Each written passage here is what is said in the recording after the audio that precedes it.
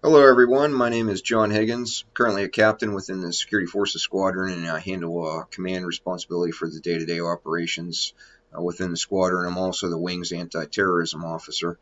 Prior to this assignment, I've held for over 5 years now. I was assigned to the medical group for about a year as the administrative officer there, and then I was assigned with Ops as the intelligence officer there.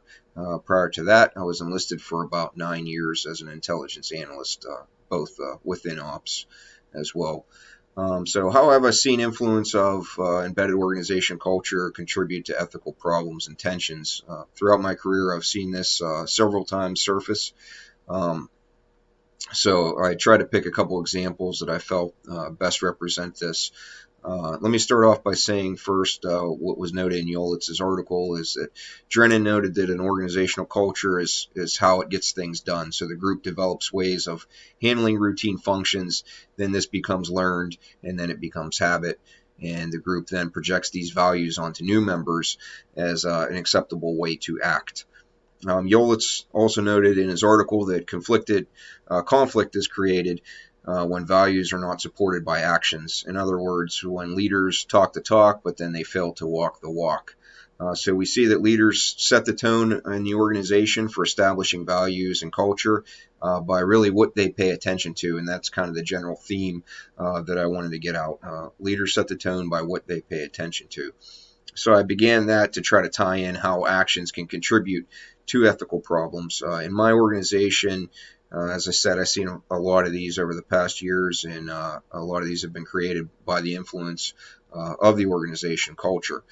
For instance, about 8 years ago, around 2011 or so, our vice commander, who was once the MSG commander and prior to that was the comptroller, was indicted on numerous charges for embezzling money and utilizing annual training days inappropriately. The culture really at the time was no accountability. The leadership there was pretty poor for setting an ethical example, and that kind of led to a culture where the behavior was acceptable to kind of cook the books, so to speak. And that was acceptable for some, but not all members. So the values of the organization really weren't being enforced. The values of the Air Force really weren't being enforced either. I've also seen the culture progress from that into family and friends that override that of supervisors. So the supervisor subordinate relationships were kind of out of control as well, and that led to some accountability for personnel actions, which caused the organization to become kind of very strict in response to that. So they went from zero to a hero in a matter of a short period of time. So what were the culture embedding mechanisms as described by Yolitz that contributed to the organization ethical failures, and how do they correlate to the failures? Well, the embedded mechanisms in my example were what the leaders were paying attention to, and that's kind of how I started this speech off, this introduction off, and what they were measuring, what they were controlling on a regular basis was not really the problem that was going to go from flash to bang really quick. So as I noticed, the leaders weren't paying attention to the financial control mechanism. So they let the comptroller, they let the vice commander do what he needed to do behind the curtain, and they gave all that power to one person, which is bad. There was no oversight to it. Additionally, leaders weren't paying attention to order and discipline within the organization. So discipline wasn't equitable, therefore it really wasn't understood amongst and across the ranks, and typical actions led to things being drawn out or swept under the rug. Another mechanism is how the leaders reacted to critical incidents. So when questions were raised, such as, hey, why is this person doing extra training days, or how are they allowed legally to do these extra training days, or where did this money come from? The leaders didn't want to rock the boat, so the questions really never came to light until they reached that critical tipping point. By that time, obviously, it's too late. So what recommendations would I have offered to help mitigate that or change the climate? I probably would have done what the new leaders did when they came into the organization, which is begin by adjusting what they felt was important. So obviously at that time, then the financial oversight and then the culture of the organization was put into the spotlight as being one of the most important things to focus on. So the new leaders came in, they began to focus on that. Subsequently, the subordinates began to focus on that all the way down throughout the rank structure.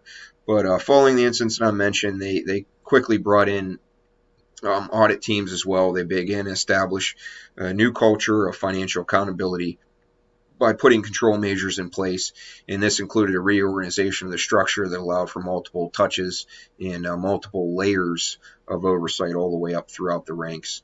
In addition, this brought the accountability up, but then it also brought equitability across the ranks.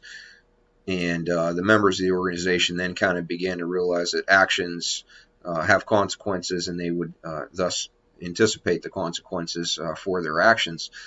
However, I believe probably the most important thing here is that what the leaders are paying attention to, because that's how the leaders can create that burning platform to get buy-in. And Yoelitz kind of hit on that a little bit as well, but I believe that's an important point, is that whatever the leader is paying attention to is what's going to drive the buy-in from the subordinates below that leader. And that offers a good opportunity to create that burning platform. So I think the leaders can take advantage of that, of a crisis, and rather than look at it as a threat, they can figure out, how do I turn this crisis into an opportunity for myself in order to create change within the organization. So thank you, and that's all I had for that.